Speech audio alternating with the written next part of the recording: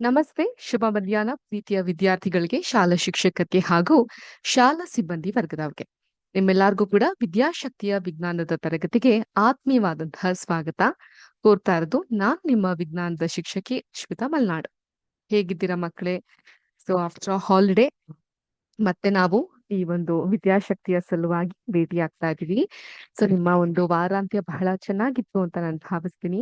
ಆಯ್ತಾ? ಗಣಪತಿ ವಿಸರ್ಜನೆ ಎಲ್ಲ ನಿಮ್ ಶಾಲೆಯಲ್ಲಿ ಮುಗಿತಾ? Okay, nice. ಸೊ ಈಗ ನಾವು ನಮ್ಮ ಪಾಠದ ಕಡೆಗೆ ಗಮನವನ್ನ ಹರಿಸೋಣ. ಇವತ್ತಿನ ಒಂದು ಕ್ಲಾಸ್ ನಲ್ಲಿ ನಾವು ಓದ್ತಾ ಇರುವಂತಹ ಪಾಠ ಅಥವಾ ಹಿಂದೆ ನಾವು ಕಲ್ತಂತಹ ಪಾಠದ ಮುಂದುವರೆದ ಭಾಗ ಪ್ರಾಂತಗಳ ಅನ್ವೇಷಣೆ.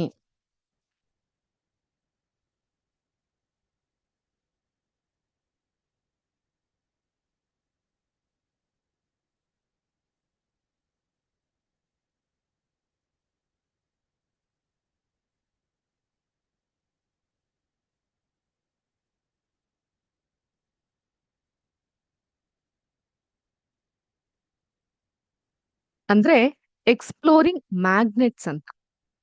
ದಿನನಿತ್ಯದ ಜೀವನದಲ್ಲಿ ಸಾಮಾನ್ಯವಾಗಿ ನೀವು ಮ್ಯಾಗ್ನೆಟ್ಸ್ ಗಳನ್ನ ನೋಡಿರ್ಬಹುದು, ಆಟ ಆಡ್ಲಿಕ್ಕೆ ಬಳಸಿರ್ಬಹುದು, ಅಥವಾ ನಿಮ್ಮ ಶಾಲಾ ಒಂದು ಪ್ರಯೋಗಾಲಯದಲ್ಲಿ ಕೂಡ ನೀವು ಈ ಮ್ಯಾಗ್ನೆಟ್ಸ್ ಗಳನ್ನ ನೋಡಿರಬಹುದು. ಮ್ಯಾಗ್ನೆಟ್ಸ್ ಗಳು ಅಂತ ಹೇಳಿದ್ರೆ ಕಾಂತಗಳು ಅಂತ ಅರ್ಥ. ಈಗ ಫೋರ್ತ್ ಕ್ಲಾಸ್ ನಲ್ಲಿ ನಾವು ಈ ಮ್ಯಾಗ್ನೆಟಿಕ್ ಕಾಂಪೋಸ್ ಅಥವಾ ಕಾಂತಗಳಿಂದ ಮಾಡಿರುವಂತಹ ದಿಕ್ಸೂಚಿಯ ಬಗ್ಗೆ ನಾವು ತಿಳ್ಕೊಳ್ಳುವಂತಹ ಪ್ರಯತ್ನವನ್ನ ಮಾಡಿದ್ವಿ. ಅಷ್ಟ್ ಮಾತ್ರ ಅಲ್ಲದೆ ಸಾಮಾನ್ಯವಾಗಿ ನಾವು ಆಯಸ್ಕಾಂತದಿಂದ ಅಂದ್ರೆ ಮ್ಯಾಗ್ನೆಟ್ಸ್ ಗಳಿಂದ ಮಾಡಲ್ಪಟ್ಟಂತಹ ಹಲವಾರು ವಸ್ತುಗಳನ್ನ ನಮ್ಮ ದಿನನಿತ್ಯದ ಜೀವನದಲ್ಲಿ ನೋಡಿರ್ಬಹುದು. ಕೆಲವನ್ನ ಹೇಳೋದಾದ್ರೆ, ನಾನು ನನ್ನ ಸ್ಕ್ರೀನ್ ಅನ್ನ ಶೇರ್ ಮಾಡ್ತೀನಿ. ಎಲ್ಲಾರ್ಗು ನನ್ನ ಸ್ಕ್ರೀನ್ ಕಾಣಿಸ್ತಾ ಇದೆಯಾ? ಎಲ್ಲೆಲ್ಲಿ ನಾವು ಮ್ಯಾಗ್ನೆಟ್ಸ್ ಗಳನ್ನ ಬಳಸ್ತೀವಿ? ಮೊದಲನೇದಾಗಿ ಸ್ಪೀಕರ್ಗಳಲ್ಲಿ. ಸ್ಪೀಕರ್ಗಳು ಕೇಳಿದಿರಾ? ಗಣಪತಿ ಟೆಂಟ್ ಎಲ್ಲ ಹಾಕ್ದಾಗ ಜೋರ್ ಸ್ಪೀಕರ್ಗಳಲ್ಲಿ ಹಾಡ್ಗಳನ್ನೆಲ್ಲ ಕೇಳಿರ್ಬಹುದು ನೀವು. ಅಂತಹ ಸ್ಪೀಕರ್ಗಳಲ್ಲಿ ಈ ಕಾಂತಗಳು ಅಥವಾ ಮ್ಯಾಗ್ನೆಟ್ ಅನ್ನ ಅಳವಡಿಸಿರ್ತಾರೆ. ಚಿಕ್ಕದಾದಂತಹ ಎಲೆಕ್ಟ್ರಿಕ್ ಮೋಟರ್ಗಳಲ್ಲೂ ಕೂಡ ಈ ಕಾಂತಗಳನ್ನ ನೋಡಬಹುದು. ಕೆಲವೊಂದು ಡೋರ್ ಲಾಕ್, ಸೊ ವಾಪಸ್ ನೀವು ಡೋರನ್ನ ಮುಚ್ಚಿದಂತಹ ಸಂದರ್ಭದಲ್ಲಿ ಅದು ಹೋಗಿ ಒಂದ್ ಕಡೆ ಸ್ಟಿಕ್ ಆನ್ ಆಗುತ್ತೆ, ಅಂಟ್ಕೊಳ್ಳುತ್ತೆ. ಅಂತಹದ್ರಲ್ಲೂ ಕೂಡ ನೀವು ಮ್ಯಾಗ್ನೆಟ್ ಅನ್ನ ನೋಡಿರಬಹುದು. ಬ್ಯಾಗ್ಗಳಲ್ಲಿ ನೀವು ಮ್ಯಾಗ್ನೆಟ್ ಅನ್ನ ನೋಡಿರಬಹುದು. ಕೆಲವೊಂದು ಆಟಿಕೆಗಳಲ್ಲೂ ಕೂಡ ನೀವು ಮ್ಯಾಗ್ನೆಟ್ ಅನ್ನ, ಟಾಯ್ಸ್ ಗಳಲ್ಲೂ ಮ್ಯಾಗ್ನೆಟ್ ಅನ್ನ ನೋಡಿರಬಹುದು. ಕಾಂಪೋಸ್ ಆಗಿ ಮ್ಯಾಗ್ನೆಟ್ ಅನ್ನ ನೋಡಿರಬಹುದು. ಹೋದ್ ಕ್ಲಾಸ್ ನಲ್ಲಿ ಕಲ್ತ್ರೆ ದಿಕ್ಸೂಚಿಯಾಗಿ. ಅದೇ ರೀತಿ ಪೆನ್ಸಿಲ್ ಬಾಕ್ಸ್, ನಾನು ಹೋದ್ ಕ್ಲಾಸ್ ನಲ್ಲಿ ತೋರಿಸಿದ್ನಲ್ಲ ನಿಮ್ಗೆ ಪೆನ್ಸಿಲ್ ಬಾಕ್ಸ್ ನ. ಪೆನ್ಸಿಲ್ ಬಾಕ್ಸ್ ಗಳಲ್ಲಿ, ಈ ಫ್ರಿಡ್ಜ್ ಮೇಲೆ ಚಿಕ್ಕ ಚಿಕ್ಕ ಸ್ಟಿಕ್ಕರ್ ಗಳನ್ನ ಅಂಟಿಸ್ತಾರೆ, ಅದ್ರಲ್ಲೂ ಮ್ಯಾಗ್ನೆಟ್ ಅನ್ನ ನೋಡಿರಬಹುದು. ಫೋನ್ ಕವರ್ಗಳು, ಸಾಮಾನ್ಯವಾಗಿ ಈ ಟಚ್ ಸ್ಕ್ರೀನ್ ಫೋನ್ ಇದ್ದಾಗ ಈ ರೀತಿ ಒಂದು ಕವರ್ ಗಳನ್ನ ಹಾಕ್ತಾರೆ, ಇಲ್ಲೂ ಸಹ ಮ್ಯಾಗ್ನೆಟ್ ಅನ್ನ ಕಾಣಬಹುದು. ಪಿನ್ ಹೋಲ್ಡರ್, ಈ ತರ ಒಂದು ಮ್ಯಾಗ್ನೆಟಿಕ್ ಬಾಕ್ಸ್ ಗಳಲ್ಲಿ ಈ ತರ ಪೇಪರ್ ಕ್ಲಿಪ್ ಗಳನ್ನೆಲ್ಲ ಹಾಕಿ ಇಡಕ್ಕೆ ಈಸಿಯಾಗಿ ತೆಗಿಲಿಕ್ಕೆ ಸಾಧ್ಯವಾಗುತ್ತೆ ಅನ್ನೋ ಕಾರಣಕ್ಕೆ ಇಲ್ಲೊಂದು ಮ್ಯಾಗ್ನೆಟ್ ಅನ್ನ ಇಟ್ಟಿರ್ತಾರೆ. ಮತ್ತೆ ಮ್ಯಾಗ್ನೆಟ್ ಸ್ಕ್ರೀನ್, ಇಂತಹ ಕಡೆಗಳೆಲ್ಲ ನಾವು ಕಾಂತಗಳನ್ನ ನೋಡ್ಲಿಕ್ಕೆ ಸಾಧ್ಯ. ನೋಡಿ, ಇಮೇಜ್ ಅನ್ನ ಒಂದು ನಿಮಿಷದ ಕಾಲ ಸೂಕ್ಷ್ಮವಾಗಿ ನೋಡಿ ಗಮನಿಸಿ.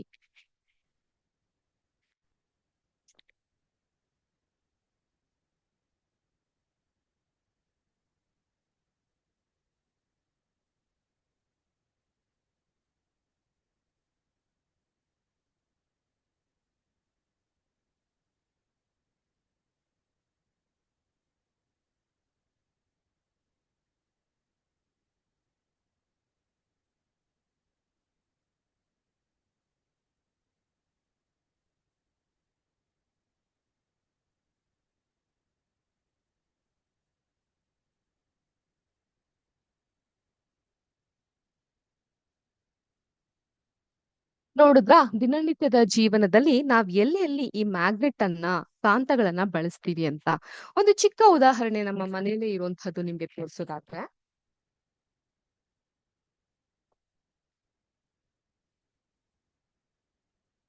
ಇಲ್ಲೊಂದು ಪರ್ಸನ್ನ ಇಟ್ಟಿದ್ದೀನಿ. ಈ ಪರ್ಸನ್ನ ಗಮನಿಸಬಹುದು. ಈ ಭಾಗದಲ್ಲಿ ಮ್ಯಾಗ್ನೆಟ್ ಅಂಶ ಇದೆ.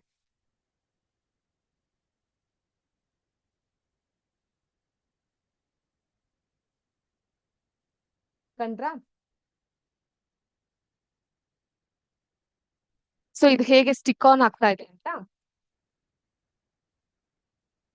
ಈ ಭಾಗ ಈ ಭಾಗಕ್ಕೆ ಹೇಗೆ ಸ್ಟಿಕ್ ಆನ್ ಆಗುತ್ತೆ ಅನ್ನೋದನ್ನ ನೀವು ನೋಡ್ಕೊಬಹುದು. ಇದೊಂದು ಪುಟ್ಟ ಉದಾಹರಣೆ ನೋಡಿ. ವಿಜ್ಞಾನ ಅನ್ನುವಂಥದ್ದು ಹೇಗೆ ಅಂತ ಹೇಳಿದ್ರೆ, ಅದು ಸೈದ್ಧಾಂತಿಕವಾಗಿ ಥಿಯೋರಟಿಕಲ್ ಆಗಿ ನಾವ್ ಎಷ್ಟೇ ನಿಮ್ಗೆ ಎಕ್ಸ್ಪ್ಲೇನ್ ಮಾಡುವಂತಹ ಪ್ರಯತ್ನ ಮಾಡಿದ್ರು ಕೂಡ ಪ್ರಾಕ್ಟಿಕಲ್ ಆಗಿ ನಿಮ್ಗೆ ಅದರ ಅನುಭವ ಆದಾಗ ಮಾತ್ರ ಅದರ ವಾಸ್ತವಿಕತೆ ನಿಮ್ಗೆ ಅರ್ಥ ಆಗ್ಲಿಕ್ಕೆ ಸಾಧ್ಯವಾಗುತ್ತೆ. ಆದ್ರಿಂದ ನಿಮ್ಮ ಪಾಠದ ಹೆಸರು, ನಿಮ್ಮ ಪುಸ್ತಕದ ಹೆಸರೇನ್ ಹೇಳಿ? ಕುತೂಹಲ, ಕ್ಯೂರಿಯಾಸಿಟಿ. ಸೊ ನಿಮ್ಮಲ್ಲಿ ಕ್ಯೂರಿಯಾಸಿಟಿ ಅನ್ನೋದು ಮೂಡ್ಬೇಕು. ಈಗ ಸದ್ಯಕ್ಕೆ ಈ ಮ್ಯಾಗ್ನೆಟ್ ಅನ್ನೋದನ್ನ ನಾವು ಎಲ್ಲಾ ಕಡೆ ಕಾಣ್ಲಿಕ್ಕೆ ಸಾಧ್ಯವಾಗುತ್ತೆ. ಏಂತಕ್ ಹಿಂಗ್ ಹಾಕಿರ್ತಾರೆ? ಸೊ ಈ ತರ ನಮ್ಮ ಸುತ್ತಮುತ್ತಲು ಎಲ್ಲೆಲ್ಲಿ ನಾವ್ ಇದನ್ನ ಕಾಣಬಹುದು ಅನ್ನೋಂಥ ಕುತೂಹಲ, ಕ್ಯೂರಿಯಾಸಿಟಿ ನಿಮ್ಮಲ್ಲಿ ಮೂಡ್ಬೇಕು. ನಾನು ಇನ್ನೊಂದ್ಸಲ ತೋರಿಸ್ತೀನಿ ನೋಡಿ.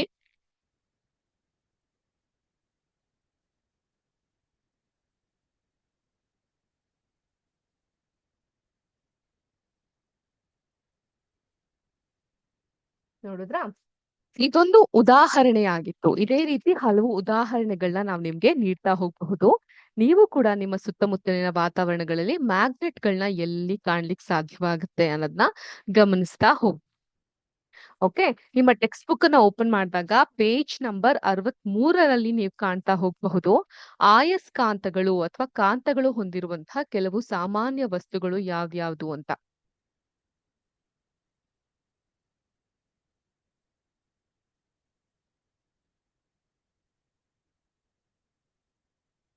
ಕಂಡ್ರಾ?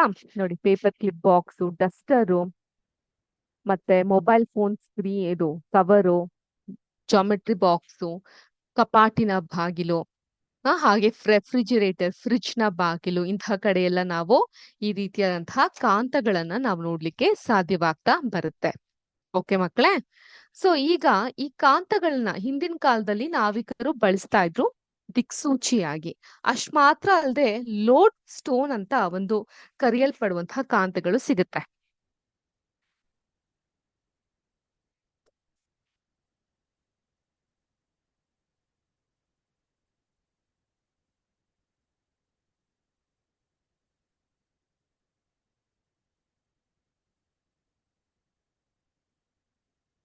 ಲೋಡ್ ಸ್ಟೋನ್ ಏನ್ ಹಿಂಗಂದ್ರೆ, ಇದು ನೈಸರ್ಗಿಕವಾಗಿ ಅಥವಾ ಸ್ವಾಭಾವಿಕವಾಗಿ ನಮ್ಗೆ ದೊರಕುವಂತಹ ಕಾಂತಗಳು.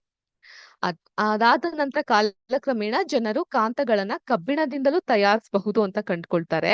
ನಾವ್ ಇವಾಗ ವಿವಿಧ ವಸ್ತುಗಳಲ್ಲಿ ತಯಾರಿಸಲ್ಪಟ್ಟಂತಹ ಕಾಂತಗಳನ್ನ ಹೊಂದಿರ್ತೀವಿ. ಲೈಕ್ ಶಾಲೆಯ ಪ್ರಯೋಗಾಲಯದಲ್ಲಿ ಪೆನ್ಸಿಲ್ ಬಾಕ್ಸ್ ಗಳಲ್ಲಿ, ಸ್ಟಿಕ್ಕರ್ ಗಳಲ್ಲಿ ಹಾಗೂ ಗೊಂಬೆಗಳಲ್ಲಿ ಕೃತಕ ಕಾಂತಗಳನ್ನ ಬಳಸಿರೋದನ್ನ ಕಾಣ್ತೀವಿ. ಕಾಂತಗಳು ವಿವಿಧ ಆಕಾರದಲ್ಲೂ ಕೂಡ ಇರುತ್ತೆ. ಆದ್ರೆ ಮೇಡಮ್, ಈ ಲೋಡ್ ಸ್ಟೋನ್ ಬಗ್ಗೆ ನೀವು ನಮ್ಗೆ ತಿಳಿಸ್ಕೊಟ್ರಿ. ಅದ್ ಹೇಗಿರುತ್ತೆ ಕಾಣ್ಲಿಕ್ಕೆ ನೋಡುವಂತಹ ಕುತೂಹಲ ಈಗ ನಮಗೂ ಮೂಡ್ತಾ ಇದೆ ಅಂತ ನೀವು ಕೇಳೋದಾದ್ರೆ, ಈಗ ಇಲ್ಲಿ ನಾನು ನಿಮ್ಗೆ ಆ ಇಮೇಜಸ್ ಅನ್ನ ತೋರಿಸ್ತೇನೆ.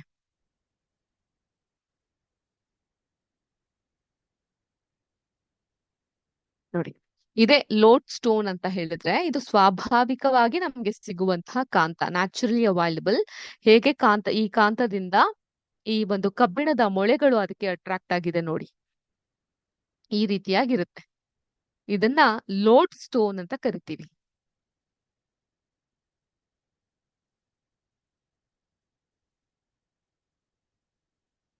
LODESTONE ಇಂಗ್ಲಿಷ್ ನಲ್ಲೂ ಬರ್ತಿರ್ತೀನಿ ನಾನು. ಇದನ್ನ ಲೋಡ್ ಸ್ಟೋನ್ ಅಂತ ಕರಿತೀವಿ.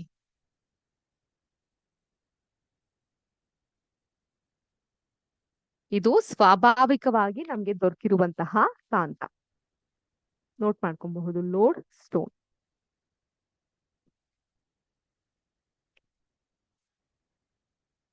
ಸೊ ಇದಾದ ನಂತರ ಕಬ್ಬಿಣದಿಂದ ಸಹ ನಾವು ಕಾಂತಗಳನ್ನ ಬಳಸಬಹುದು ಅನ್ನೋದು ಗೊತ್ತಾಗುತ್ತೆ. ಹಲವು ರೀತಿಯಾಗಿ ಕಾಂತಗಳು ನಮ್ಗೆ ರೆಡಿಲಿ ಅವೈಲಬಲ್ ಆಗಿದೆ. ದಂಡಕಾಂತ, ಉದ್ದವಾಗಿ ಲಂಬವಾಗಿ ಇರುವಂತದ್ದು ದಂಡಕಾಂತ. ಯು ಆಕಾರದ ಕಾಂತ, ಯು ಆಕಾರದ ಕಾಂತ, ಉಂಗುರದ ಕಾಂತ, ರೌಂಡ್ ಆಗಿ ಸರ್ಕಲ್ ಆಗಿರುತ್ತೆ. ಗೊತ್ತಾಯ್ತಾ? ಇದು ವಿವಿಧ ಆಕಾರದ ಕಾಂತಗಳು. So magnets of different shape. ಈಗ ಕಾಂತೀಯ ಮತ್ತು ಅಕಾಂತೀಯ ವಸ್ತುಗಳ ಬಗ್ಗೆ ನಾವು ಒಂದ್ ಸ್ವಲ್ಪ ಚರ್ಚಿಸೋಣ.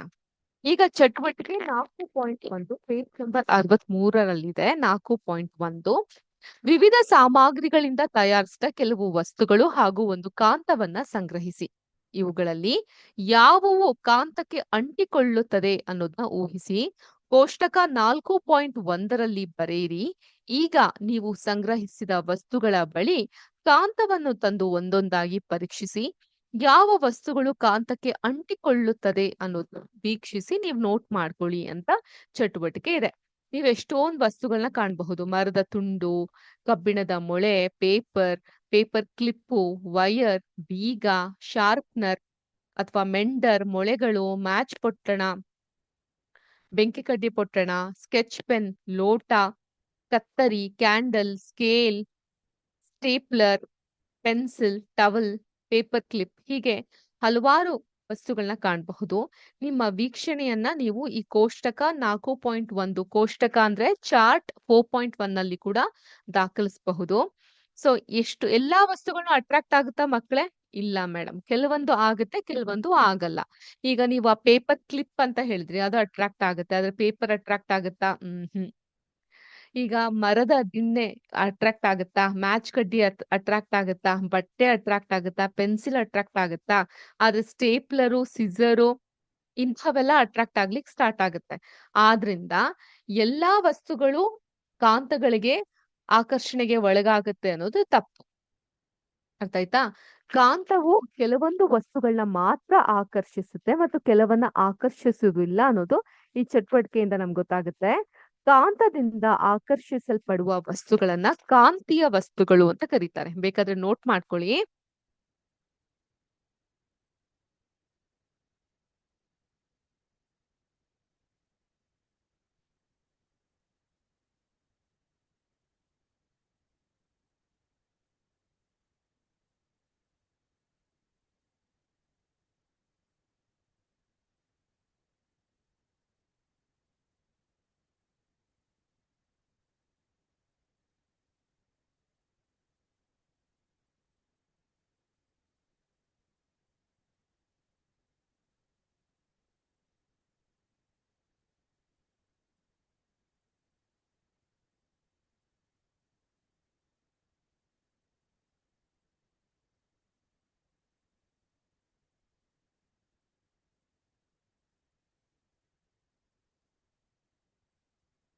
ಮ್ಯಾಗ್ನೆಟಿಕ್ ಆಬ್ಜೆಕ್ಟ್ ಅಂತೀವಲ್ಲ, ಕಾಂತದಿಂದ ಮ್ಯಾಗ್ನೆಟ್ ಇಂದ ಆಕರ್ಷಿಸಲ್ಪಡುವಂತಹ ವಸ್ತುಗಳನ್ನ ಕಾಂತೀಯ ವಸ್ತುಗಳು ಅಂತ ನಾವು ಕರಿತೀವಿ. We call it as magnetic objects.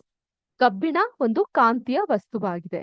Nickel ಮತ್ತು ಕೋಬಾಲ್ಟ್ ಸಹ ಕಾಂತೀಯ ವಸ್ತುಗಳೇ. ಅಷ್ಟೇ ಅಲ್ಲದೆ ಇವುಗಳನ್ನು ಇತರೆ ಲೋಹದೊಂದಿಗೆ ಸೇರಿಸಿ ಮಾಡಿದ ವಸ್ತುಗಳು ಸಹ ಕಾಂತದೆಡೆಗೆ ಆಕರ್ಷಿಸಲ್ಪಡುತ್ತವೆ. ಕಾಂತದಿಂದ ಆಕರ್ಷಿಸಲ್ಪಡದ ವಸ್ತುಗಳನ್ನ ಅಕಾಂತೀಯ ವಸ್ತುಗಳು ಅಂತ ಕರಿತೀವಿ. ಹೀಗೇನೆ ಇದು ಒಂದು ಪಾಯಿಂಟ್ ಆದ್ರೆ, ಇನ್ನೊಂದು ಪಾಯಿಂಟ್ ಅಲ್ಲಿ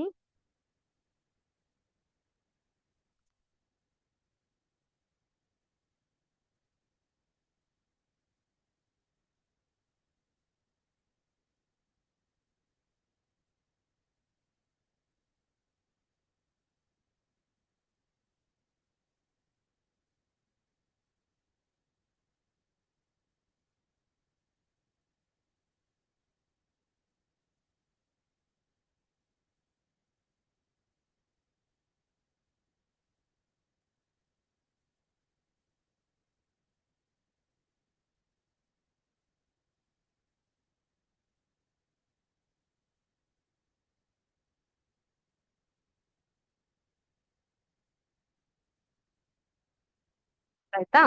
ಕಾಂತದಿಂದ ಆಕರ್ಷಿಸಲ್ಪಡುವ ವಸ್ತುಗಳನ್ನು ಕಾಂತೀಯ ವಸ್ತುಗಳು ಅಂತ ಕರಿತೀವಿ.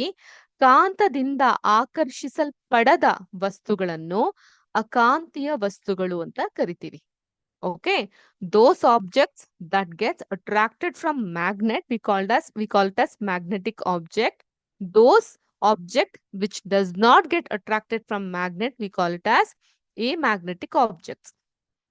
ಅರ್ಥ ಆಯ್ತಾ? ಮ್ಯಾಗ್ನೆಟಿಕ್ ಆಬ್ಜೆಕ್ಟ್ಸ್ ಮತ್ತೆ ಮ್ಯಾಗ್ನೆಟಿಕ್ ಆಬ್ಜೆಕ್ಟ್ಸ್ ಬಗ್ಗೆ ಬರ್ದಿರೋದು ನೀವು ನೋಟ್ ಮಾಡ್ಕೊಬಹುದು.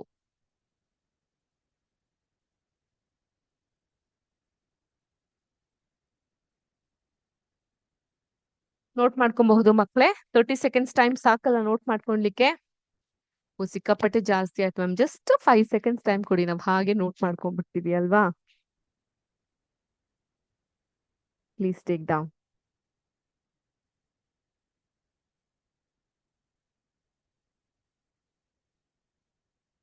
ಇದನ್ನು ಕೂಡ ಬರ್ಕೊಬಹುದು ನೀವು.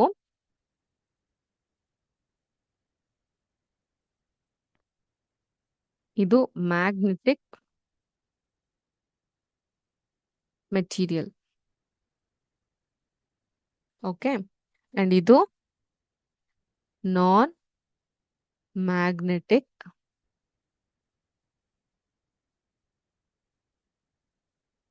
ಮಟೀರಿಯಲ್.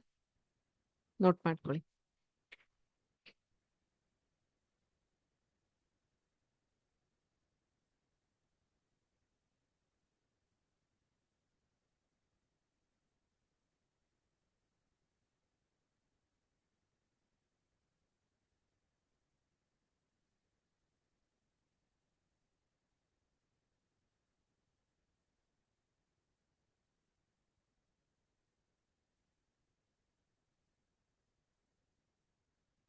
ಡನ್.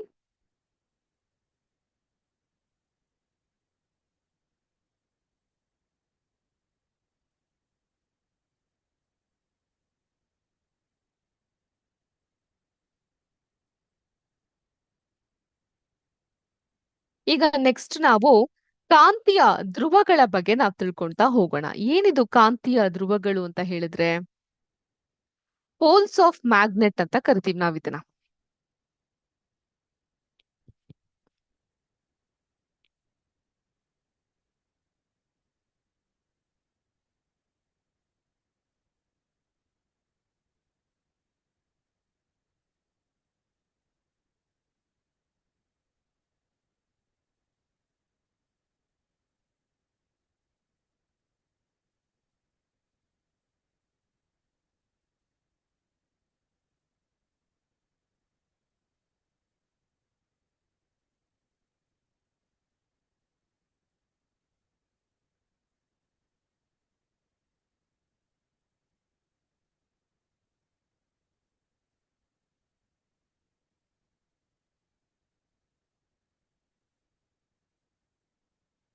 ಕಾಂತೀಯ ಧ್ರುವಗಳು ಅಥವಾ ಪೋಲ್ಸ್ ಆಫ್ ಮ್ಯಾಗ್ನೆಟ್.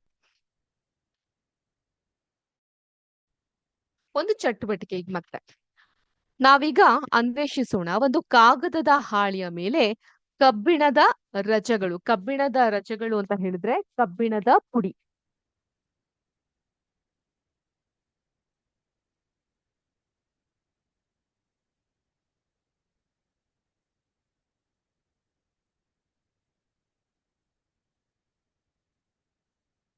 ಕಬ್ಬಿಣದ ಪುಡಿ ಹರಡ್ಬೇಕಾಗುತ್ತೆ. ಕಾಗದದ ಮೇಲೆ ದಂಡಕಾಂತವನ್ನ ಇಡ್ಬೇಕಾಗುತ್ತೆ. ದಂಡಕಾಂತ ಈ ರೀತಿ ಉದ್ದವಾಗಿರುವಂತಹ ದಂಡಕಾಂತವನ್ನ ಇಡ್ಬೇಕಾಗತ್ತೆ. ಕಾಗದವನ್ನ ನಿಧಾನವಾಗಿ ಬೆರಳಿನಿಂದ ಬಡೇರಿ. ಕಬ್ಬಿಣದ ರಜೆಗಳು ಏನಾಗುತ್ತೆ ಅಂತ ಎಚ್ಚರಿಕೆಯಿಂದ ಗಮನಿಸಿ. ಈಗ ಈ ಕಬ್ಬಿಣದ ರಜೆಗಳು ಅಥವಾ ಕಬ್ಬಿಣದ ಪುಡಿಗಳು ಕಾಂತಗಳಿಗೆ ಅಂಟ್ಕೊಂಡಿರ್ತೆ. ಈ ಕಬ್ಬಿಣದ ರಜೆಗಳು ಕಾಂತದ ಮೇಲ್ಮೈಗೆ ಏಕರೂಪವಾಗಿ ಅಂಟ್ಕೊಂಡಿರುತ್ತೆ ಅಥವಾ ಕಾಂತದ ನಿರ್ದಿಷ್ಟ ಭಾಗಕ್ಕೆ ಹೆಚ್ಚು ಪ್ರಮಾಣದಲ್ಲಿ ಅಂಟ್ಕೊಂಡಿರುತ್ತೆ. ಸೊ ಈಗ ಚಿತ್ರದಲ್ಲಿ ಒಂದು ತೋರಿಸಿರೋ ಹಾಗೆ ದಂಡಕಾಂತಕ್ಕೆ ಅಂಟಿಕೊಂಡಿರುವಂತಹ ಕಬ್ಬಿಣದ ಪುಡಿ ನಾರ್ತ್ ಪೋಲ್ ಕಡೆಗೆ, ಉತ್ತರ ದಿಕ್ಕಿನ ಕಡೆಗೆ ಬಹಳಷ್ಟು ಅಂಟ್ಕೊಂಡಿರುತ್ತೆ.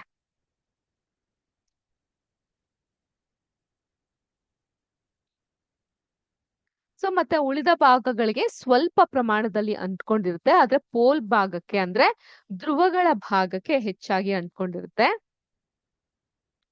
ಮತ್ತೆ ಬೇರೆ ತರದ ಒಂದು ಕಾಂತನ ನೀವು ಬಳಸಬಹುದು. ಈ ರೀತಿ ಯು ಶೇಪ್ ಕಾಂತ,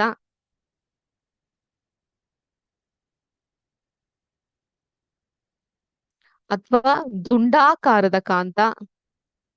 ಹೀಗೆ ಯಾವ ಶೇಪ್ ಅಲ್ಲಿ ಬಳಸಿದ್ರು ಕೂಡ ಈ ಪೋಲಿನ ಜಾಗ, ಧ್ರುವದ ಭಾಗ ಏನಿದೆ, ಸೊ ಅಂಥ ಕಡೆಗೆ ಈ ಒಂದು ಕಬ್ಬಿಣದ ಪುಡಿ ತುಂಬಾ ಬೇಗ ಅಂಟ್ಕೊಂಡಿರೋದನ್ನ ನಾವು ಗಮನಿಸ್ತೀವಿ. ಕಾಂತದ ಈ ತುದಿಗಳನ್ನ ಎರಡು ಧ್ರುವಗಳು, two poles of the magnet ಅಂತ ಕರಿತೀವಿ. ಕೆಳಗೆ ಇಡೋದು ದಕ್ಷಿಣ ಧ್ರುವ ಹಾಗೂ ಮೇಲೆ ಇರುವಂತಹದ್ದು ಉತ್ತರ ಧ್ರುವ ಆಗ್ತಾ ಹೋಗುತ್ತೆ. ನಾರ್ತ್ ಪೋಲ್ ಮತ್ತೆ ಸೌತ್ ಪೋಲ್. ಓಕೆ, ಉತ್ತರ ಅಂದ್ರೆ ನಾರ್ತ್ ಪೋಲ್, ದಕ್ಷಿಣ ಅಂದ್ರೆ ಸೌತ್, ಸೌತ್ ಪೋಲ್ ಅಂತ ಕರಿಬೇಕು. ಕಾಂತವು ಯಾವುದೇ ಆಕಾರದಲ್ಲಿದ್ದರೂ ಧ್ರುವಗಳಿಗೆ ಕಬ್ಬಿಣದ ಪುಡಿಯು ಹೆಚ್ಚು ಅಂಟ್ಕೊಳ್ಳುತ್ತೆ. ಅರ್ಥ ಆಯ್ತಾ? ಇದನ್ನ ಬೇಕಿದ್ರೆ ಟೆಕ್ಸ್ಟ್ ಬುಕ್ ಅಲ್ಲಿ ಅಂಡರ್ಲೈನ್ ಮಾಡಿ, ಪೇಜ್ ನಂಬರ್ 66 ಅಲ್ಲಿ ಇದೆ. Irrespective of the shape of the magnet, ಯಾವುದೇ ಆಕಾರದಲ್ಲಿದ್ರು ಕೂಡ ಆ ಒಂದು ಧ್ರುವಗಳಿಗೆ, ಪೋಲ್ಗಳಿಗೆ ಹೆಚ್ಚಾಗಿ ಈ ಒಂದು ಕಬ್ಬಿಣದ ಪುಡಿಗಳೇನಿದೆ ಅದು ಅಂಟ್ಕೊಳುತ್ತೆ.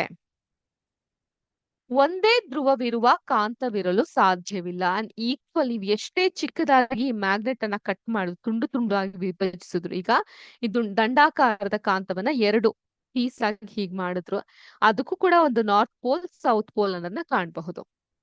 ಇದನ್ನ ಇನ್ನೂ ಚಿಕ್ಕ ಚಿಕ್ಕ ಪೀಸ್ ಗಳಾಗಿ ಮಾಡಿ, ತುಂಬಾ ಮೈನ್ಯೂಟ್ ಪೀಸ್ ಮಾಡಿದ್ರು ಕೂಡ ಆ ಮೈನ್ಯೂಟ್ ಪೀಸ್ ಅಲ್ಲೂ ಕೂಡ ನಾರ್ತ್ ಪೋಲ್ ಮತ್ತೆ ಸೌತ್ ಪೋಲ್ ಅನ್ನುವಂತಹ 2 ಭಾಗವನ್ನ ನಾವು ಗಮನಿಸ್ಲಿಕ್ಕೆ ಸಾಧ್ಯವಾಗ್ತಾ ಬರುತ್ತೆ. ಅರ್ಥ ಆಯ್ತಾ?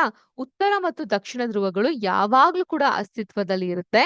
ಉತ್ತರ ಧ್ರುವ ಮಾತ್ರ ಅಥವಾ ದಕ್ಷಿಣ ಧ್ರುವ ಮಾತ್ರ ಹೊಂದಿರುವಂತಹ ಕಾಂತ ಇಡೀ ಭೂಮಿಯಲ್ಲಿ ಇರ್ಲಿಕ್ಕೆ ಸಾಧ್ಯ ಇಲ್ಲ. ಸೊ ಕಾಂತಗಳಲ್ಲಿ ಒಟ್ಟು ಎಷ್ಟು ಧ್ರುವಗಳಿದೆ? 2 ಧ್ರುವ, ಉತ್ತರ ಧ್ರುವ ಮತ್ತು ದಕ್ಷಿಣ ಧ್ರುವ. ಬರೀ ಉತ್ತರ ಧ್ರುವ ಇರುವಂತಹ ಅಥವಾ ಬರೀ ದಕ್ಷಿಣ ಧ್ರುವ ಇರುವಂತಹ ಕಾಂತಗಳು ಇಲ್ಲ. 2 ಪೋಲ್, ಎಷ್ಟು ಚಿಕ್ಕದಾಗಿ ನೀವು ಅದನ್ನ ಕಟ್ ಮಾಡಿದ್ರು ಕೂಡ 2 ಪೋಲ್ಗಳು ಅಥವಾ 2 ಧ್ರುವಗಳು ಕಾಂತಗಳಲ್ಲಿ ಇರುತ್ತೆ. ಓಕೆ, ಎಸ್, ಅರ್ಥ ಆಗ್ತಾ ಇದ್ಯಾ? Can we move forward?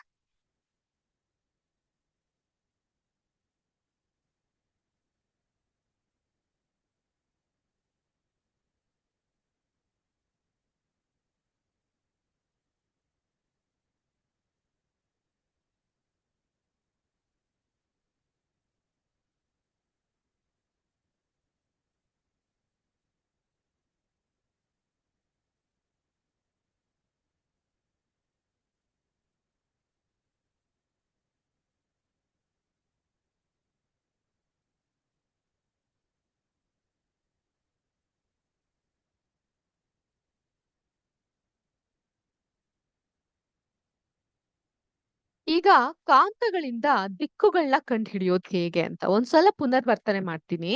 So ನಾವು ಮೊದಲು ಕಾಂತಗಳು ಅಂತ ಹೇಳಿದ್ರೆ ಏನು ಅಂತ ನಾವು ಕಲ್ತಿದ್ವಿ.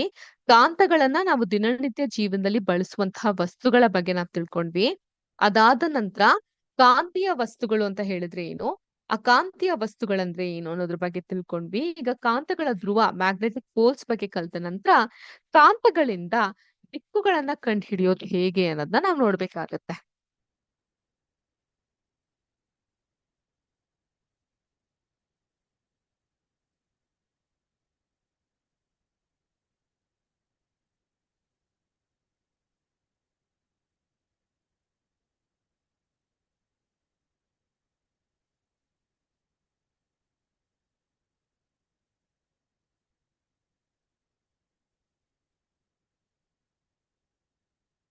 ದಿಕ್ಕುಗಳನ್ನ ಕಂಡುಹಿಡಿಯುವುದು ಹೇಗೆ? ಈಗ ಒಂದು ಪ್ರಯೋಗವನ್ನ ಮಾಡೋಣ. ಎಲ್ಲರೂ ಟೆಕ್ಸ್ಟ್ ಬುಕ್ ಅನ್ನ ಓಪನ್ ಮಾಡಿ, ಪೇಜ್ ನಂಬರ್ 66 ಓಪನ್ ಮಾಡಿ. Everyone please open page number 66.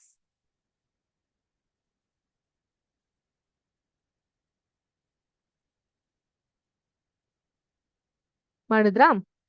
So page ಅಲ್ಲಿ ಒಂದು ಏನಿದೆ, ಚಿತ್ರ 4.5ರಲ್ಲಿ ತೋರಿಸಿರುವಂತೆ ಒಂದು ದಂಡಕಾಂತದ ಮಧ್ಯಭಾಗಕ್ಕೆ ದಾರವನ್ನ ಕಟ್ಟಿ ಸ್ವತಂತ್ರವಾಗಿ ತೂಗಿಬಿಡಿ. ದಂಡಕಾಂತ ಈ ರೀತಿಯಾಗಿರುತ್ತಲ್ಲ, ಅದರ ಮಧ್ಯಭಾಗಕ್ಕೆ ದಾರವನ್ನ ಕಟ್ಟಿ ಅದನ್ನ ಸ್ವತಂತ್ರವಾಗಿ ತೂಗಿ ಬಿಡ್ಬೇಕಾಗತ್ತೆ. ದಾರವನ್ನ ಹೊಂದಿಸುವುದರ ಮೂಲಕ ಕಾಂತವು ನೆಲದೊಂದಿಗೆ ಸಮಾಂತರವಾಗಿ ಸಮತೋಲನದಲ್ಲಿ ಇರುವಂತೆ ನೋಡ್ಕೊಬೇಕಾಗತ್ತೆ. ಕಂಪೇರ್ ಟು ದ ಸರ್ಫೇಸ್, ಅದು ಒಂದು ಬ್ಯಾಲೆನ್ಸ್ಡ್ ಆಗಿ ಇರೋ ಹಾಗೆ ನಾವು ನೋಡ್ಕೊಬೇಕಾಗತ್ತೆ.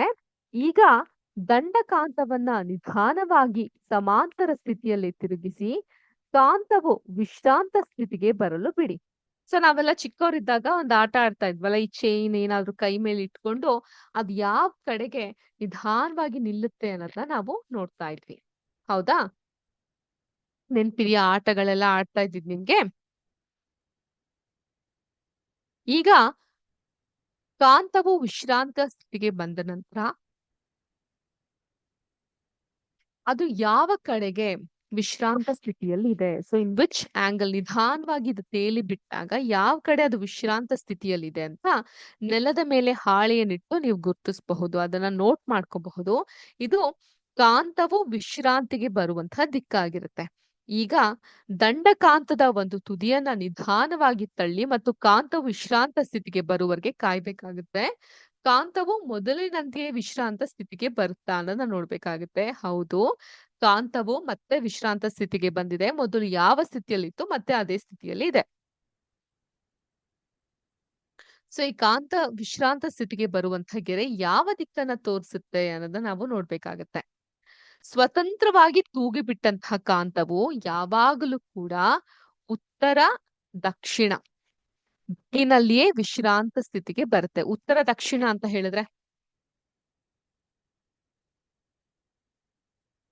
ಉತ್ತರ ದಕ್ಷಿಣ ಅಂತ ಹೇಳಿದ್ರೆ ನಾರ್ತ್ ಸೌತ್,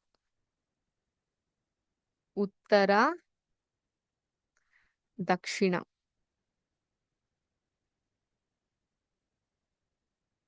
ಈ ಸ್ಥಿತಿಯಲ್ಲಿ ಅದು ವಿಶ್ರಾಂತ ಸ್ಥಿತಿಗೆ ಬರುವಂತದ್ದು. ಸೊ ಯಾವಾಗ್ಲೂ ಕೂಡ ಕಾಂತವು ನಾರ್ತ್ ಸೌತ್ ಡೈರೆಕ್ಷನ್ ಅಲ್ಲೇ ಇರುತ್ತೆ. ಇದೇ ಚಟುವಟಿಕೆ ದಂಡಾಕಾಂತರದ ಬದಲಿಗೆ ಅದೇ ಆಕಾರದ ಸಣ್ಣ ಕಬ್ಬಿಣದ ತುಂಡಿನೊಂದಿಗೆ ಪುನರ್ವರ್ತಿಸಿ. ಇಲ್ಲಿ ಏನನ್ನ ಗಮನಿಸ್ತೀರಾ? ಅದು ಸಹ ಉತ್ತರ ದಿಕ್ಕಿನಲ್ಲಿ ವಿಶ್ರಾಂತ ಬರುವುದೇ ಇಲ್ಲ, ಅದು ಯಾವ ದಿಕ್ಕಿನಲ್ಲಾದ್ರೂ ವಿಶ್ರಾಂತ ಸ್ಥಿತಿಗೆ ಬರಬಹುದು. When you play with iron nail, ಕಬ್ಬಿಣದ ಒಂದು ತುಂಡಿನೊಂದಿಗೆ ಈ ಕೆಲಸವನ್ನ ಮಾಡಿದಾಗ ಅದು ಯಾವ ದಿಕ್ಕಿನಲ್ಲಿ ಬೇಕಾದ್ರೂ ವಿಶ್ರಾಂತ ಸ್ಥಿತಿಗೆ ಬರಬಹುದು. ಆದ್ರಿಂದ ಇದರಿಂದ ಕೇವಲ ಕಾಂತಗಳ ಮಾತ್ರ ಸದಾ ಈ ಉತ್ತರ ದಕ್ಷಿಣ ನಾರ್ತ್ ಸೌತ್ ದಿಕ್ಕಿನಲ್ಲಿ ಅದು ವಿಶ್ರಾಂತ ಸ್ಥಿತಿಗೆ ಬರುತ್ತದೆ ಅನ್ನೋದು ನಮ್ಗೆ ತಿಳಿಯುತ್ತೆ. So it settles in north south direction. ಈ ಚಟುವಟಿಕೆಯು ಒಂದು ಲೋಹದ ತುಂಡು ಕಾಂತವೇ ಅಥವಾ ಇಲ್ಲವೇ ಅನ್ನೋದನ್ನ ಪರೀಕ್ಷಿಸಲು ನಮ್ಗೆ ಒಂದು ಮಾರ್ಗವನ್ನ ಒದಗಿಸುತ್ತೆ. ಈ ಗಾಟ್ ಇಟ್. ಬಹಳ ಸಿಂಪಲ್ ಆಗಿರುತ್ತೆ. ನಾನು ಏನೋ ಒಂದು ಈ ತರ ಒಂದು ವಸ್ತುವನ್ನ ಕೊಟ್ಬಿಟ್ಟು ಹೇಳ್ತೀನಿ, ಇದು ಮ್ಯಾಗ್ನೆಟ್, ಇದು ಕಾಂತ ಅಂತ ಹೇಳ್ತಾ ಹೋಗ್ತೀನಿ. ಇದು ಕಾಂತ ಹೌದೋ ಇಲ್ವೋ ಅನ್ನೋದು ನಮ್ಗೆ ಹೆಂಗ್ ಗೊತ್ತಾಗುತ್ತೆ? ಅದನ್ನ ಈ ರೀತಿ ಕಟ್ ಹಾಕಿ ಅದು ವಿಶ್ರಾಂತ ಸ್ಥಿತಿಗೆ ಬಂದಾಗ ಅದು ಯಾವ ಡೈರೆಕ್ಷನ್ ಅಲ್ಲಿ ಇರುತ್ತೆ? ನಾರ್ತ್ ಸೌತ್ ಅಥವಾ ಉತ್ತರ ದಕ್ಷಿಣ ದಿಕ್ಕಿನಲ್ಲಿದ್ರೆ ಅದನ್ನ ಕಾಂತ ಅಂತ ಕರಿಬಹುದು. ಅದು ಉತ್ತರ ದಕ್ಷಿಣ ದಿಕ್ಕಿನಲ್ಲಿ ಇಲ್ಲ ಅಂತ ಹೇಳಿದ್ರೆ ಅದೇನಾಗುತ್ತೆ? ಕಾಂತಗಳು ಅಲ್ಲ ಅನ್ನುವಂಥ ಒಂದು ಕ್ಲಾರಿಫಿಕೇಶನ್ ಅಥವಾ ವೆರಿಫಿಕೇಶನ್ ನಮ್ಗೆ ಸಿಗ್ತಾ ಹೋಗುತ್ತೆ. ಈಗ ಸ್ವತಂತ್ರವಾಗಿ ತೂಗಿ ಬಿಟ್ಟಾಗ ಯಾವಾಗ್ಲೂ ಕೂಡ ಉತ್ತರ ದಕ್ಷಿಣ ದಿಕ್ಕಿನಲ್ಲಿ ಅದು ಸ್ಥಿರವಾಗಿ ವಿಶ್ರಾಂತ ಸ್ಥಿತಿಗೆ ಬರುವ ಕಾಂತದ ಗುಣವನ್ನು ದಿಕ್ಕುಗಳನ್ನ ಕಂಡುಹಿಡಿಯಲು ಬಳಸ್ತಾರೆ. ಅದಕ್ಕೋಸ್ಕರನೇ ಮ್ಯಾಗ್ನೆಟಿಕ್ ಕಂಪೋಸ್ ಅಲ್ಲಿ ನಾವು ದಿಕ್ಕನ್ನ ಕಂಡುಹಿಡಿಯಲಿಕ್ಕೆ ಕಾಂತಗಳನ್ನ ಬಳಸಲಿಕ್ಕೆ ಸಾಧ್ಯವಾಗೋದು. ಈ ತತ್ವವನ್ನ ಬಳಸಿ ದಿಕ್ಕುಗಳನ್ನ ಕಂಡುಹಿಡಿಯಲು ಕಾಂತೀಯ ದಿಕ್ಸೂಚಿ ಮ್ಯಾಗ್ನೆಟಿಕ್ ಕಂಪೋಸ್ ಎಂಬ ಸಣ್ಣ ಉಪಕರಣಗಳನ್ನ ಹಿಂದಿನ ಕಾಲದಲ್ಲಿ ಅಭಿವೃದ್ಧಿ ಪಡಿಸಿದ್ರು. ಅದು ಆಧಾರವೊಂದರ ಮೇಲೆ ಸ್ವತಂತ್ರವಾಗಿ ಸುತ್ತುವಂತಿರುತ್ತದೆ. ಇದು ಕಾಂತೀಯ ಸೂಜಿಯ ಉತ್ತರ ದಿಕ್ಕಿನಲ್ಲಿ ಕ್ಷಮಿಸಿ, ಸೂಜಿಯು ಉತ್ತರ ದಕ್ಷಿಣ ದಿಕ್ಕನ್ನ ಸೂಚಿಸುತ್ತೆ. ಅರ್ಥ ಆಯ್ತಾ? ಈಗ ದಿಕ್ಸೂಚಿಯು ಇಟ್ಟಾಗ ಇದು ಸ್ವಲ್ಪ ಹೊತ್ತಿನ ನಂತರ ಉತ್ತರ ದಕ್ಷಿಣ ದಿಕ್ಕಿನಲ್ಲಿ ವಿಶ್ರಾಂತ ಸ್ಥಿತಿಗೆ ಬರುತ್ತೆ. ನಂತರ ಸೂಜಿಯನ್ನ ಡಯಲ್ ನಲ್ಲಿ ನಮೂದಿಸಿದ ಉತ್ತರ ದಕ್ಷಿಣ ದಿಕ್ಕುಗಳೊಂದಿಗೆ ಸರಿ ಹೊಂದುವವರೆಗೂ ನಿಧಾನವಾಗಿ ತಿರುಗಿಸ್ಬೇಕಾಗತ್ತೆ. ನಂತರ ಡಯಲ್ ನಲ್ಲಿ ಆ ಸ್ಥಳದ ಎಲ್ಲಾ ದಿಕ್ಕುಗಳನ್ನ ನಾವು ಗುರುತಿಸ್ಲಿಕ್ಕೆ ಸಾಧ್ಯವಾಗುತ್ತೆ.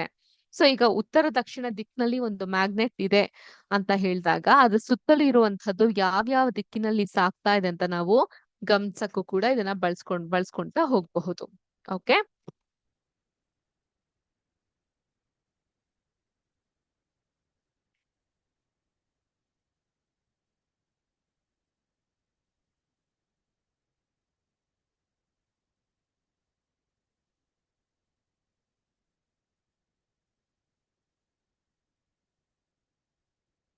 ಡನ್. ಈಗ ಕಾಂತೀಯ ದಿಕ್ಸೂಚಿಯು ಮ್ಯಾಗ್ನೆಟಿಕ್ ಕಂಪೋಸ್ ಸಾಮಾನ್ಯವಾಗಿ ಪಾರದರ್ಶಕ ಮುಚ್ಚಳ ಹೊಂದಿರುವಂತಹ ಒಂದು ವೃತ್ತಾಕಾರದ ಚಿಕ್ಕ ಪೆಟ್ಟಿಗೆ. So if you can remember, ನಾನು ಲಾಸ್ಟ್ ಕ್ಲಾಸ್ ನಲ್ಲಿ ನಿಮ್ಗೆ ಈ ಒಂದು ಮ್ಯಾಗ್ನೆಟಿಕ್ ಕಂಪೋಸ್ ಅನ್ನೋದು ಯಾವ ರೀತಿ ಇರುತ್ತೆ ಅಂತ ತೋರಿಸಿದ್ದೆ.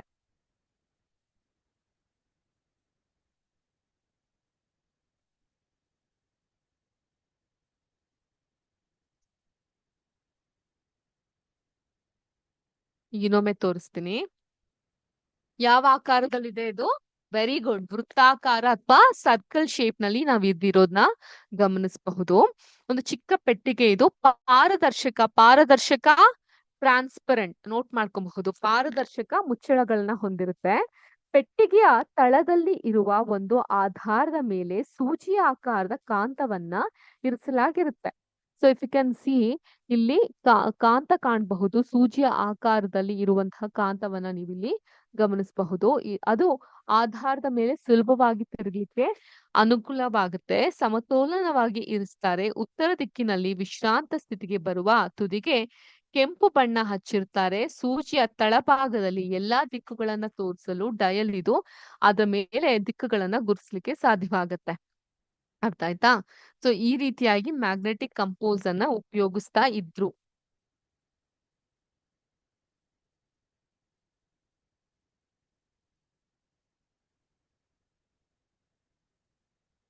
ಈಗ ಮತ್ತೊಂದು ಆಕ್ಟಿವಿಟಿ ಚಟುವಟಿಕೆ 4.4.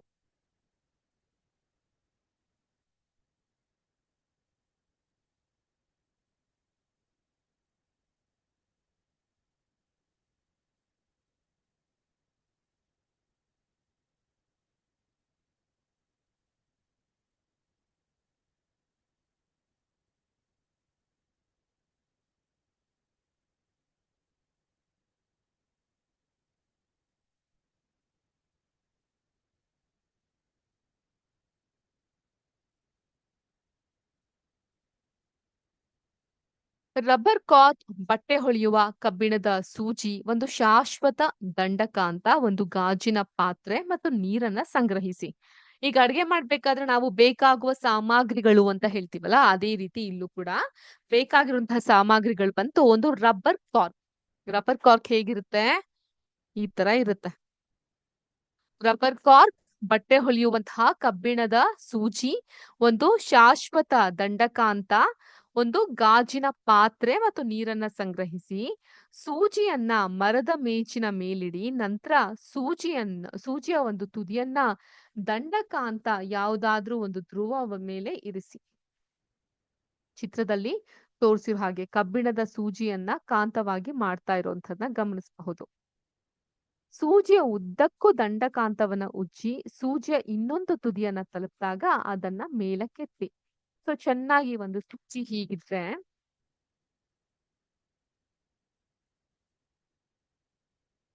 ಇದ್ರ ಮೇಲೆ ದಂಡಕಾಂತದಿಂದ ಚೆನ್ನಾಗಿ ಎರಡೂ ಭಾಗದಲ್ಲಿ ಉಜ್ಬೇಕಾಗತ್ತೆ. ಮತ್ತೆ ದಂಡಕಾಂತದ ಅದೇ ತುದಿಯನ್ನ ಸೂಜಿಯ ಮೇಲೆ ಮೊದಲು ಎಲ್ಲಿಂದ ಉಜ್ಜಲು ಪ್ರಾರಂಭಿಸಿದ್ರೋ ಅಲ್ಲಿಂದಲೇ ಉಜ್ಜಿ. ಹಿಂದಿನ ಹಂತವನ್ನ 30ರಿಂದ 40 ಬಾರಿ ಪುನರ್ವರ್ತಿಸಿ. ರಿಪೀಟೆಡ್. ಈಗ ಸ್ವಲ್ಪ ಕಬ್ಬಿಣದ ಪುಡಿ ಅಥವಾ ಸ್ಟೀಲ್ ಪಿನ್ನುಗಳನ್ನ ಸೂಜಿಯ ಬಳಿ ತನ್ನಿ. ಈ ಪಿನ್ನುಗಳು ಅಥವಾ ಕಬ್ಬಿಣದ ರಜವು ಸೂಜಿಗೆ ಅಂಟಿಕೊಂಡರೆ ಸೂಜಿಯು ಕಾಂತವಾಗಿ ಬದಲಾಗಿದೆ ಅಂತ ಅರ್ಥ. ಸೊ ಇಲ್ಲೇನಾಗುತ್ತೆ, ನೀವು ಇಂತಹ ಸೂಜಿಯ ಹತ್ರ ಯಾವ್ದಾದ್ರು ಕಬ್ಬಿಣದ ತುಂಡುಗಳನ್ನ ತೆಗೆದುಕೊ ಬಂದಾಗ ಅದು ಅಟ್ರಾಕ್ಟ್ ಮಾಡ್ಬೇಕಾಗತ್ತೆ. ಆ ರೀತಿ ಅಟ್ರಾಕ್ಟ್ ಮಾಡಿದ್ರೆ ಸೂಜಿ ಕಾಂತವಾಗಿ ಮ್ಯಾಗ್ನೆಟ್ ಆಗಿ ಬದಲಾಗಿದೆ ಅಂತ ಅರ್ಥ. ರಬ್ಬರ್ ಕಾರ್ಕ್ ನ ಮೂಲಕ ಸೂಜಿಯನ್ನ ಸಮಾಂತರವಾಗಿ ಹಾಯಿಸಿ ಅಲ್ಲಿ ತೋರಿಸಿರುವಂತಹ ಗಾಜಿನ ಪಾತ್ರೆಯಲ್ಲಿ ತುಂಬಿಸಿದ ನೀರಿನ ಮೇಲೆ ಕಾರ್ಕ್ ಅನ್ನ ತೇಲಿಬಿಡಿ. ಕಬ್ಬಿಣದ ಸೂಜಿಯು ಯಾವಾಗ್ಲೂ ನೀರಿನ ಮಟ್ಟಕ್ಕಿಂತ ಮೇಲಿರ್ಲಿ. ಈಗ ಸೂಜಿಯು ವಿಶ್ರಾಂತ ಸ್ಥಿತಿಗೆ ಬಂದ ಮೇಲೆ ನಿಮ್ಮ ಕಾಂತ ದಿಕ್ಸೂಚಿಯ ಬಳಕೆ ಸಿದ್ಧವಾಗಿದೆ. ಸೂಜಿಯ ಎರಡೂ ತುದಿಗಳು ಯಾವ ದಿಕ್ಕಿನಲ್ಲಿ ಇರುತ್ತೆ ಅನ್ನೋದನ್ನ ಗಮನಿಸಿ. ಈಗ ಕಾರ್ಕನ್ನ ನಿಧಾನವಾಗಿ ತೆಗೆದು ತಿರುಗಿಸಿ. ಅದು ತಿರುಗುವುದನ್ನ ನಿಲ್ಲುವವರೆಗೂ ಕಾಯಿರಿ. ಇದನ್ನು ಕೆಲವು ಬಾರಿ ಪುನರ್ವರ್ತಿಸಿ ರಿಪೀಟ್ ಮಾಡಿ.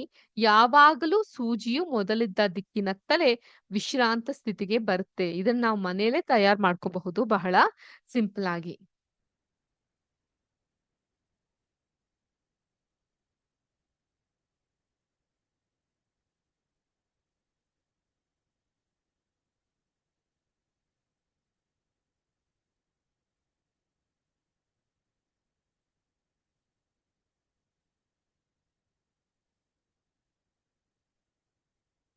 ನೋಡಬಹುದು ನೀವು ಈ ಒಂದು ಇಮೇಜಸ್ ನಲ್ಲಿ.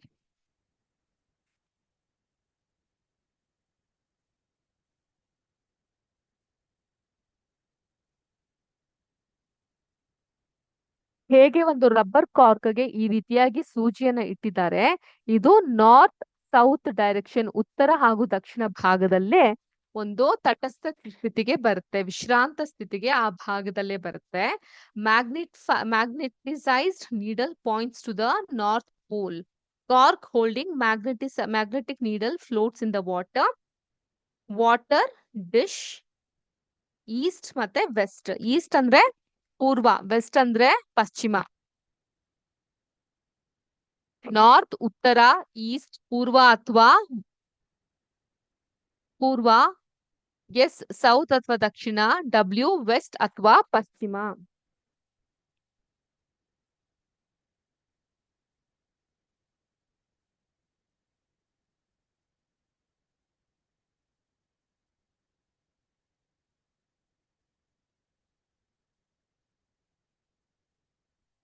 ನೋಡಿದ್ರ ಇಮೇಜ್ ನ? ಅರ್ಥ ಆಯ್ತಾ ನಿಮ್ಗೆ? ಯಾವಾಗ್ಲೂ ಒಂದು ಮ್ಯಾಗ್ನೆಟ್ ಅಥವಾ ಕಾಂತಗಳು ಯಾವ ದಿಕ್ಕಿನಲ್ಲಿ ವಿಶ್ರಾಂತ ಸ್ಥಿತಿಗೆ ಅಥವಾ ತಟಸ್ಥ ಸ್ಥಿತಿಗೆ ಬರುತ್ತೆ ಮಕ್ಕಳೇ? ಎಲ್ಲರೂ ಒಕ್ಕೊಳ್ಳರಲ್ಲಿ ಹೇಳಿ. ನಾರ್ತ್ ಉತ್ತರ ಹಾಗೂ ಸೌತ್. ನಾರ್ತ್ ಸೌತ್ ಡೈರೆಕ್ಷನ್ ಅಲ್ಲಿ, that is the resting direction of the magnets.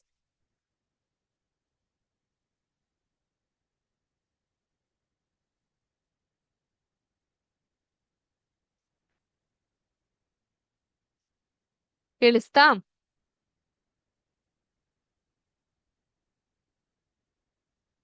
ಈಗ ಆಧುನಿಕ ದಿಕ್ಸೂಚಿ, ಮಾಡರ್ನ್ ಮ್ಯಾಗ್ನೆಟಿಕ್ ಕಂಪೋಸ್ ಕಂಡುಹಿಡಿಯೋದಕ್ಕೆ ಮೊದಲೇ ನೀವು ತಯಾರು ಮಾಡಿದ್ದ ಕಾಂತ ಸೂಜಿಯಂತಹ ಉಪಕರಣವನ್ನ ಭಾರತೀಯ ನೌಕಾಯಾನ ಸಂದರ್ಭದಲ್ಲಿ ಬಳಸ್ತಾ ಇದ್ರು. ಅದು ಎಣ್ಣೆಯ ಪಾತ್ರೆಯೊಳಗೆ ಇರುವ ಕಾಂತೀಕರಣಗೊಳಿಸಿದ ಮೀನಿನ ಆಕಾರದಲ್ಲಿ ಇದ್ದ ಒಂದು ಕಬ್ಬಿಣದ ತುಂಡಾಗಿತ್ತು. ಅದನ್ನ ಮತ್ಸ್ಯಯಂತ್ರ ಅಂತ ಕರಿತಾ ಇದ್ರು. ಏನ್ ಮತ್ಸ್ಯಯಂತ್ರ?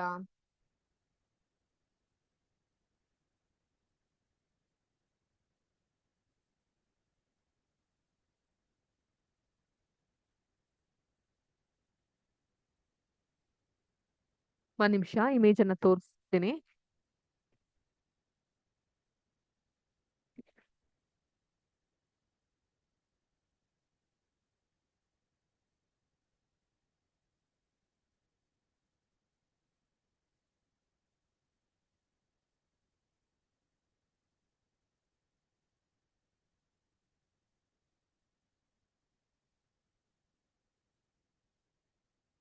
ಕ್ಷಮೆ ಇರ್ಲಿ, ಕೆಲವೊಂದು ತಾಂತ್ರಿಕ ದೋಷ ಇತ್ತು. ಇದೀಗ ಶೇರ್ ಮಾಡ್ತೀನಿ ನಿಮ್ಮ ಹತ್ರ ಎಲ್ಲಾರ ಹತ್ರ ಸ್ಕ್ರೀನ್ ಕಾಣಿಸ್ತಾ ಇದೆ ಅಂತ ಭಾವಿಸ್ತೀನಿ. ಇದು ಮತ್ಸ್ಯಯಂತ್ರ, ಒಂದು ಮೀನಿನ ಆಕಾರದಲ್ಲಿ ನೀವು ಈ ಕಾಂತವನ್ನ ಗಮನಿಸಬಹುದು. ಉತ್ತರ ದಕ್ಷಿಣ ಭಾಗದ ದಿಕ್ಸೂಚಿಯಾಗಿ ನಾವು ಇದನ್ನ ಬಳಸ್ತಾ ಇದ್ವಿ.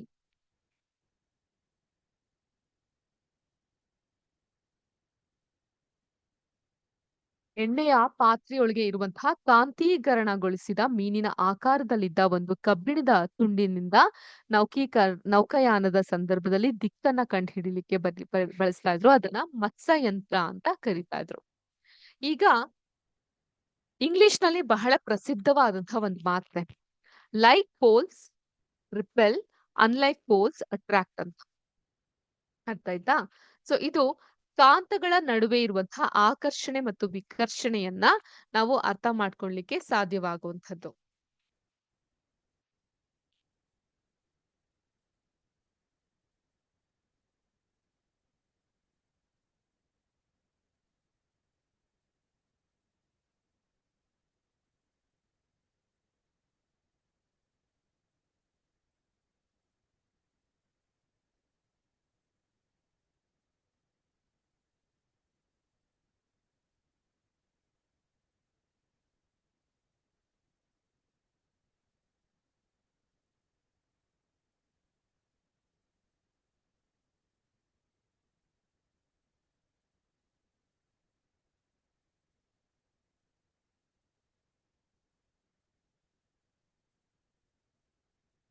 The attraction between the magnets, ಕಾಂತಗಳ ನಡುವೆ ಇರುವಂತಹ ಆಕರ್ಷಣೆ ಮತ್ತು ವಿಕರ್ಷಣೆ.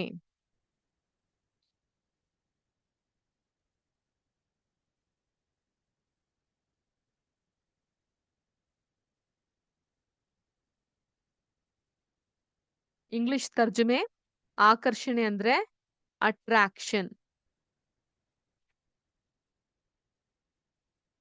ವಿಕರ್ಷಣೆ ಅಂದ್ರೆ ರಿಪಲ್ಷನ್.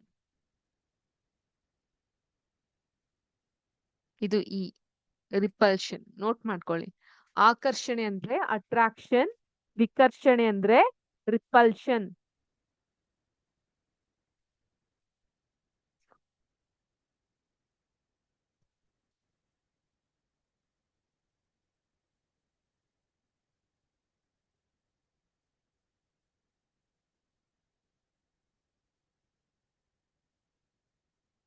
ಇಲ್ಲಿ ಒಂದು ವ್ಯಕ್ತಿಯ ಕೈಯಲ್ಲಿ ಎರಡು ದಂಡಾಕಾರದ ಮ್ಯಾಗ್ನೆಟಿಕ್ ಬಾರ್ ಇದೆ. ಅದರಲ್ಲಿ north pole, south pole, north pole, south pole ಅಂತ ಇದೆ. ಇಲ್ಲಿ ನಾರ್ತ್ ಸೌತ್ ಇರೋದ್ರಿಂದ ಈ ಪೋಲ್ಗಳು ಅಟ್ರಾಕ್ಟ್ ಆಗುತ್ತಾ, ಆಕರ್ಷಣೆಗೊಳ್ಳುತ್ತಾ ಇಲ್ವಾ ಅಂತ ನೀವ್ ಒಂದ್ ಸ್ವಲ್ಪ ಯೋಚನೆ ಮಾಡಿ ನನ್ ಹೇಳಿ ನೋಡೋಣ. Can you all just think whether the same poles get attracted or not? ಯೋಚನೆ ಮಾಡಿ.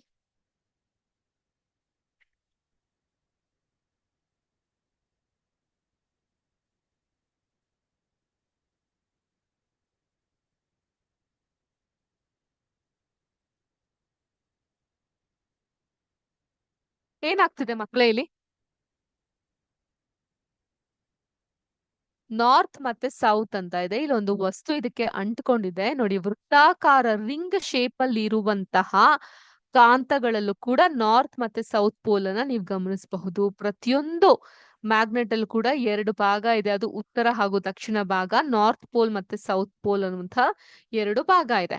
ಈಗ ಕಾಂತಗಳ ಆಕರ್ಷಣೆ ಮತ್ತು ವಿಕರ್ಷಣೆಯ ಬಗ್ಗೆ ಹೇಳೋದಾದ್ರೆ, ಉತ್ತರ ಮತ್ತು ದಕ್ಷಿಣ ಧ್ರುವಗಳನ್ನ ಗುರುತಿಸಿರುವ ಒಂದು ಜೊತೆ ದಂಡಕಾಂತಗಳನ್ನ ತೆಗೆದುಕೊಳ್ಳಿ. ನಾನ್ ಆಗ್ಲೇ ಇಮೇಜ್ ನ ತೋರ್ಸ್ದಂಗೆ ದಂಡಕಾಂತಗಳನ್ನ ಎ ಮತ್ತೆ ಬಿ ಅಂತ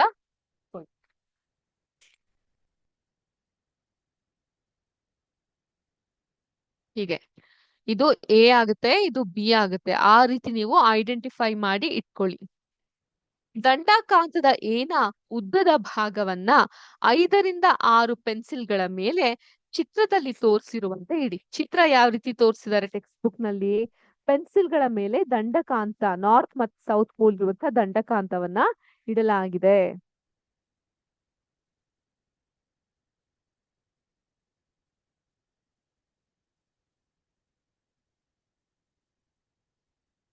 ಈಗ ದಂಡಕಾಂತದ ಬೀನ ಒಂದು ತುದಿಯನ್ನ ಪೆನ್ಸಿಲ್ಗಳ ಮೇಲಿರುವ ದಂಡಕಾಂತ ಎ ಯ ತುದಿಯ ಬಳಿ ತನ್ನಿ ಏನಾಗುತ್ತೆ ಅಂತ ವೀಕ್ಷಿಸಿ.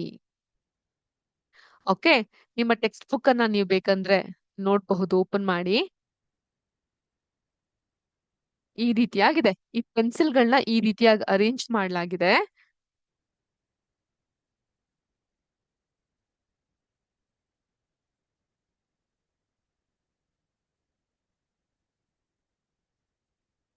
ಈಗ ದಂಡಕಾಂತ ಬೀನ ಬೇರೆ ಧ್ರುವವನ್ನು ಪೆನ್ಸಿಲ್ ಮೇಲಿರುವ ದಂಡಕಾಂತದ ಏನ ಅದೇ ಧ್ರುವಗಳ ಬಳಿ ತನ್ನಿ ಪೆನ್ಸಿಲ್ ಮೇಲಿರುವ ದಂಡಕಾಂತ ಎ ಚಲಿಸಲು ಪ್ರಾರಂಭಿಸುತ್ತೆ. ನೀವು ಈ ರೀತಿ ಒಂದು ಆಟದ ರೀತಿ ಆಡಬಹುದು. ಈ ರೀತಿ ತಂದು ಮತ್ತೆ ಉತ್ತರ ಭಾಗವನ್ನ ಈ ಕಡೆಗಿಟ್ಟಾಗ ಏನಾಗುತ್ತೆ, ಅದು ಒಂದ್ ರೀತಿಯಲ್ಲಿ ಮೂವ್ಮೆಂಟ್ ಆಗ್ಲಿಕ್ಕೆ ಶುರುವಾಗುತ್ತೆ. ಅದು ಯಾವಾಗಲೂ ತನ್ನತ್ತ ಚಲಿಸುತ್ತಿರುವ ಕಾಂತದ ಕಡೆಗೆ ಚಲಿಸುತ್ತಾ ಅನ್ನೋದನ್ನ ನೀವು ಇಲ್ಲಿ ಗಮನಿಸ್ಬೇಕಾಗತ್ತೆ. ಕಾಂತಗಳ ವಿಜಾತಿಯ ಧ್ರುವಗಳು. ವಿಜಾತಿಯ ಧ್ರುವಗಳು ಅಂತ ಹೇಳಿದ್ರೆ ಏನ್ ಅರ್ಥ ಆಗುತ್ತೆ ನಿಮ್ಗೆ? ಸಜಾತಿ ಮತ್ತೆ ವಿಜಾತಿ ಅಂತ ಹೇಳಿದ್ರೆ ಅರ್ಥ ಆಗುತ್ತೆ ನಿಮ್ಗೆ?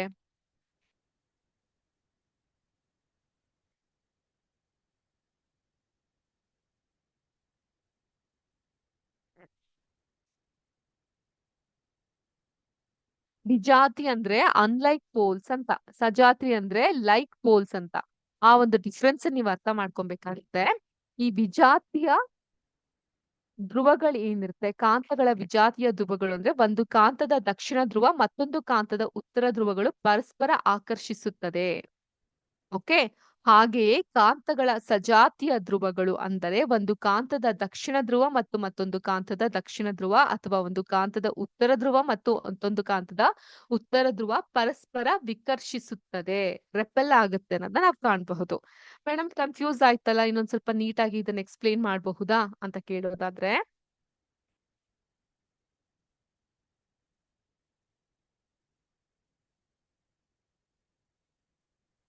ಈಗ we have two magnets.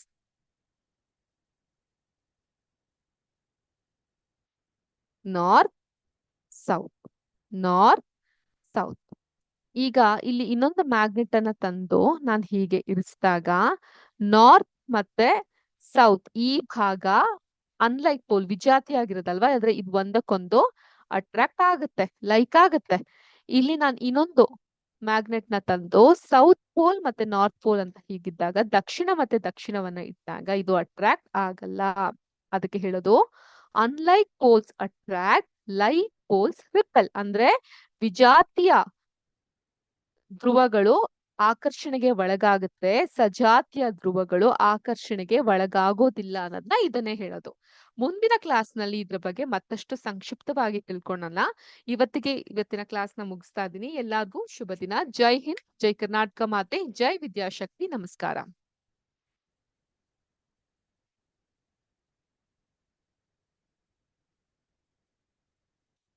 So we are done with the session.